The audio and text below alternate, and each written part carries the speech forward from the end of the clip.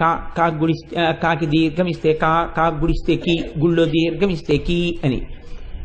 ఇది ఎంత ప్రయోజనకరంగా ఉంటుంది అంటే, మీరు ఒక శబ్దాన్ని పలకాలి అంటే ఆ శబ్దానికి అనుగుణంగా గుణింతములతో కూడినటువంటి అక్షరముల యొక్క పొందిక ఏర్పడుతుంది.